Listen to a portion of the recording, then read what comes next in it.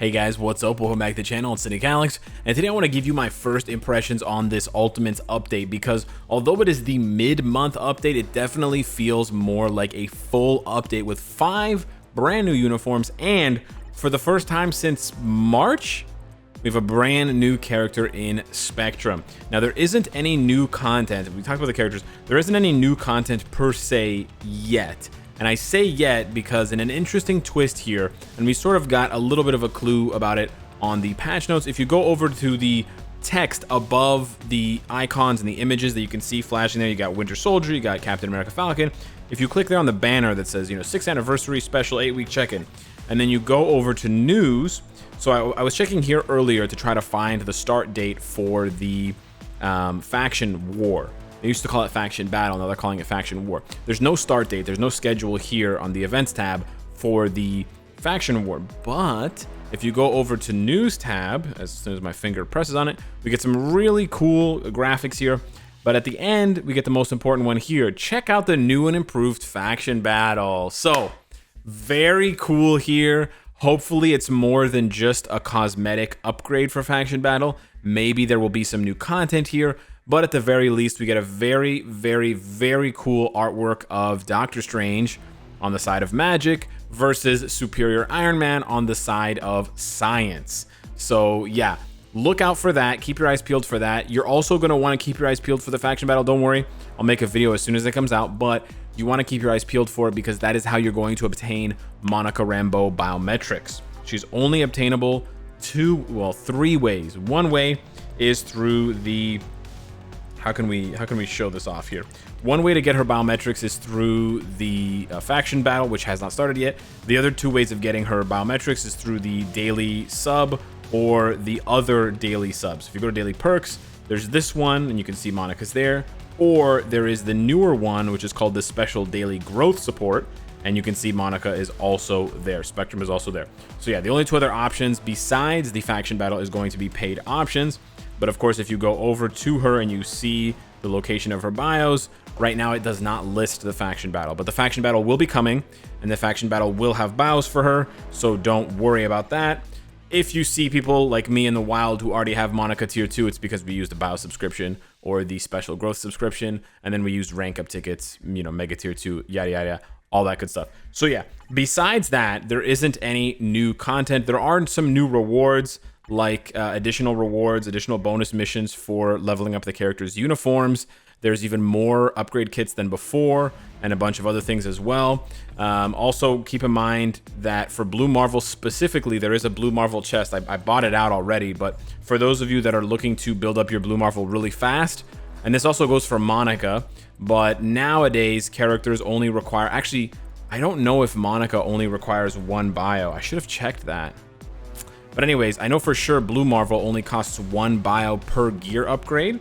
So for example, if you're upgrading him from gear 15 to gear 20, it's only going to cost you 1 bio for each of the set rolls. So what that means is, if you're 15 to 16 and it rolls 3, that costs you 3 bios. 16 to 17 rolls 1, it costs you 1 bio. 17 to 18 on the gear costs you 10, that costs you 10 bios. So it's just 1 bio per, it's multiplied by the number that it takes you on the roll to get to the next, 15 to 16, 16 to 17, etc. So that is something to keep in mind, because those chests, those Blue Marvel chests, they are paid, but they will have biometrics for either Black Panther or Blue Marvel in them, so that can sort of speed up your building of Blue Marvel if you're trying to fast track him instead of having to do the crafting. You can obviously still do the crafting, it's just going to cost you gear up kits, Norn stones, and gold, and a lot of time. It's a lot of time to just sit here rolling over and over and over again. I get 2 Novas, an Anti-Man, and a Blue Marvel. Anyways, as far as the new characters goes, I'm going to give you guys my first impressions. We're going to go through the characters. I'm going to show you the uniform options for them. But yeah, I think this update is going to be a big boon overall if you like any of these characters. I don't think there's a bad character in this update. I don't think there's a Nightcrawler or an Elsa in this update for sure. But I think unlike other updates where there's a clear winner, like, oh, it has to be Luke Cage, it has to be Rogue, this update is going to be a little bit more muddied, especially if you're someone who likes PvE and PvP. So starting off from the top with Black Panther with the new uniform, $30.99. The uniform options are Ronin, Deadpool 30th anniversary, the black one, not the white one. The white one's more expensive, obviously. Green Goblin, Dark Avengers, Dr. Octopus, Superior Octopus, and Wolverine, all new Wolverine. Or X-23, all new Wolverine. So decent options for Black Panther, not the best, not the worst. Captain Marvel, villain uniform on the other hand, we've got Immortal Hulk, Moon Girl, Star-Lord Grounded, Dormammu, Damnation, and Psylocke Disassembled. Better options in my opinion, but a little bit more expensive. Blue Marvel probably has some of the worst uniform options I've ever seen. We've got Blade, which is okay, but then we've got Emma Frost rearing her ugly head once again. Sorry, Emma Frost fans, but this uniform is a nightmare. Then we've got Thanos Endgame, which is rough for anybody who hasn't been playing for 3+ years. We got Captain America Hydra Supreme, which is okay. And then the last option is Minerva. Very strange here. These uniform options definitely feel more thematic to the character in terms of connecting them to characters that they would have relations with in the comics. But at the same time, it's pretty rough to see some of these uniforms, especially these old uniforms, come back. I don't actually, you know what? I said that about the connections, but then what connection does Blue Marvel have to Emma Frost? I can't think of one. Anywho, moving on to Quasar, the premium character. Again, also premium like Monica, but this time it's also the uniform, so it's an added premium layer. We've got Ghost Rider King of Hell, Agent Venom, old uniform, strange to see it here. Miles Morales, Carnage, Gambit, Excalibur, and then Quicksilver, Uncanny Avengers. Good options besides Agent Venom and maybe Quicksilver just because it's an old uniform. But yeah, kind of a strange list of uniform options this time around, I gotta say. This one's kind of a head scratcher. These group of 5 are kind of a head scratcher. And then we've got, for America Chavez, if you're gonna max out her uniform, we've got Wolverine House of X, we've got Luna Snow 1, Crossbones Secret Empire, Human Torch Future Foundation, and then Hulk Amadeus Cho. So Braun. So yeah, pretty good. Some of them are pretty good uniform options, some of them are kind of questionable.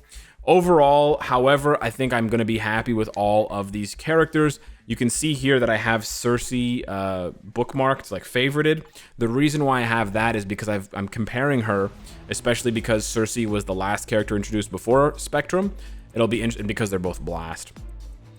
It's interesting to compare them to each other, and I'll be doing that in later videos, so you can keep that in mind, and I'll keep their power level similar so they don't get out of whack, because of course Cersei can't go past level 70, whereas Monica, Quasar, and the rest can go up to Transcended. But yeah, I think all of these characters are going to bring something different to the table. Again, these are very preliminary impressions. This is why I call this video the first impressions video, so I wouldn't take anything that I'm saying as sort of my final opinion. It's subject to change kind of thing. I do change my mind from time to time, and I do discover more things about these characters that alters their value. But the way that I see it right now, Black Panther seems like a big upgrade for regular World Boss content, ABX content, that sort of thing. Not sure if his value is going to carry over into things like World Boss Legend and Danger Room Extreme, just because of the way his skills play out and the lack of super armor on his kit. And I believe his uniform doesn't have that either. Oh, it does, but he still gets guard broken. It's very strange. He gets guard broken a lot. But yeah, he has high base stats, so that really does help him, and that does give him a lot of survivability despite not having a heal. But I do think Black Panther is going to take more time to be discovered and sort of for players to get an idea of what he's good for and how to use him. In the case of Captain Marvel, players have still been playing with her, right? People have put down Black Panther for 2 or 3 years now, so picking him back up again, you're gonna have to start from scratch. So I think his is going to be a bit more of a question mark moving forward, but that's sort of where I see his value right now. He's definitely going to do really well in ABX. He does really well in World Boss. Not sure, still a question mark if he's going to do well in World Boss Legend like Cull Obsidian, because that's really his big competition as a combat type character. And then of course he's going to lack against Mephisto. Captain Marvel, on the other hand, definitely is going to give you vibes, the same vibes that she gave you back in 2019. She may contend in ABX. She just may with Supergiant. It's unclear right now, but she may. But she's definitely going to see more play in PvP now. She's sort of back, so to speak, in PvP, and she's definitely quite a bit stronger in PvE. It's not like a 0 to hero type situation, because again, she was already tier 3. She already had a uniform, but she's like 20 25 to 35% stronger now with this uniform. So being a villain is really not taking away that much, and it's adding a lot. So it'll be very interesting, but I think she's just going to seem like a straight upgrade across the board, whether you're going to take her into PvE or PvP. So whatever build you have on her, I would not rush to change it, because it might just work as is kind of thing, which is pretty dope. Moving on to Blue Marvel, I think, and I know you guys are always going to ask this, and I never want to give you guys an answer too early, because then if I'm wrong or if I change my mind, then it's a problem. But I think Blue Marvel's uniform may end up being the, what do you call it, must-buy uniform of the update. Again, nowadays in Marvel Future Fight, I've said this so many times, but how many characters are we up to, Chuck?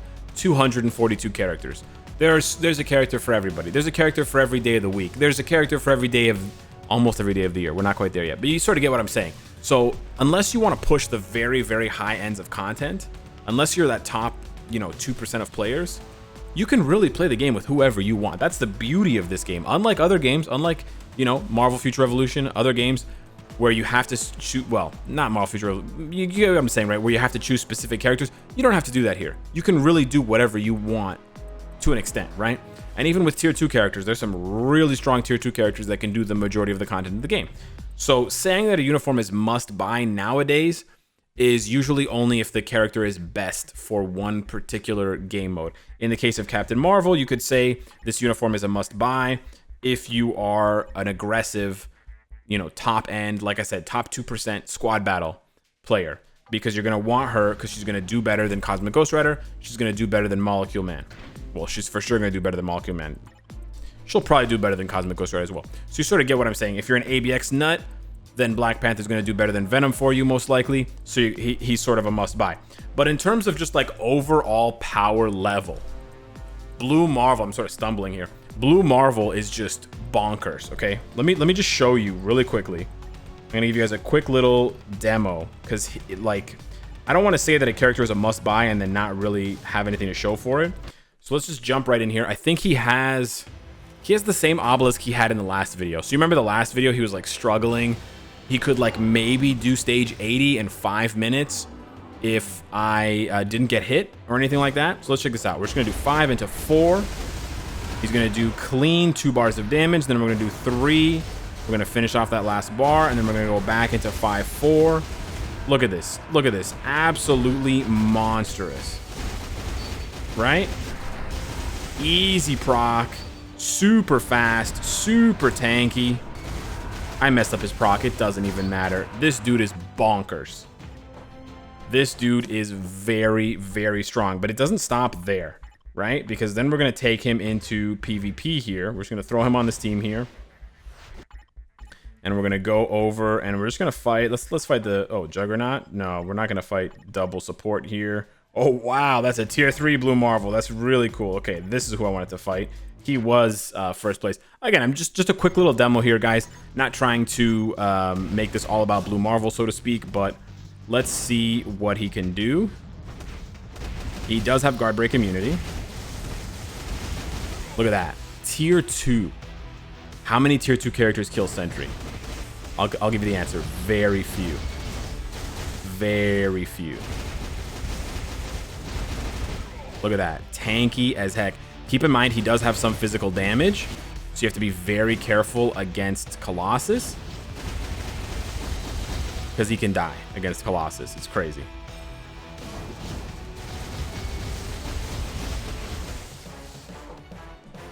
Now, I was playing manually. I am playing against the AI, but when was the last time that you saw a uniform for a character that not only like quadrupled their damage in PvE, but also made them a PvP threat at tier 2 with this kind of build? With this kind of build. When was the last time you saw that? It does not happen very often, right? It really just doesn't happen very often. This happens like once or twice a year. So, is he the best character in the game? Probably not. Is he the best character in the game for PvP? Probably not, but maybe at tier 3 with a max build, maybe. Is he the best you see what I'm saying, right? He's not necessarily the best character in the game, but the overall value of this character, especially because he's still just tier 2, is wild. And he's easier to build than ever because you can craft the bios, and it's only one bio per number on the rolls for the gears instead of being 1, 1, 2, 2, 3. Keep in mind as well, he's only an 800 CCF tier 3. So you got to compare him to Ghost Rider. You're going to compare him to Captain Marvel. You're going to compare him to Rogue and these types of tier 3s. He's not a 1200. He's not a 1600, right? So it starts to look really spicy. So yeah, I wasn't trying to make the video all about Blue Marvel because I'm honestly impressed in different ways with all of the characters, with all of the new uniforms, and with Monica. Like, Monica's almost as good as Cersei, which in my opinion is pretty impressive given she's only level 60 versus level 70. However, it also just shows you how insane Cersei is. Like, Cersei's just so busted for a free-to-play character. She's just like so busted. But yeah, I'm honestly impressed with all the characters in different ways. I'm not necessarily going to use all of these characters for super endgame content, but they all have something to bring to the table. They can all do, for me, level 99 of world boss. So take that into consideration for what that's worth. And from what you've seen other characters do recently, where, you know, Daredevil was doing that at tier 3, but kind of struggling. Other characters are doing that, etc. The only character that I'm maybe gonna, you know, because if I have to rank them and I have to put one first and one last, probably America Chavez. Again, I don't think any of these characters are going to compete for the absolute best character in the game category or sort of title, but I think they're all going to be solid, you know, B+ to A+ picks. They're not going to be S rank, right? But I think they're all going to be a solid B+ to A+ in terms of their power level and in terms of their value. And I haven't even explored the full extent of their power because they can be transcended, right? So who knows? They might get a lot more. Chavez probably stands to gain the least just because she doesn't have accumulation, but they do. Quasar and Monica do, so the accumulation just scales crazy. You know, it scales more and more with higher stats, which you get from being transcended. So I'm excited to max everybody out. I wanted to bring you guys a little tier 2 preview of Blue Marvel, and I might do a little tier 2 preview before I tier 3 him soon, but I do really want to tier 3 him because that cosmic break is so cool. I just cannot wait to see how much of a monster this guy turns into, because he's already a monster at tier 2. So hit me up in the comments down below. Let me know what you think of this update. I think across the 2 updates, if you put everything together, it is actually a lot of character focused content, and it does bring like 10 characters, 11 characters into the meta in one way or another. Which for a single update worth of content to do that, if you know, right? Because this is over the course of 1 month, 11 characters, we're looking at an Infinity War or an Endgame-esque update. So when you put it like that, it's pretty damn good in my opinion. Anywho, hit me up in the comments down below. Let me know what you think. Thank you so much for watching, and I'll see you in the next one. Take care.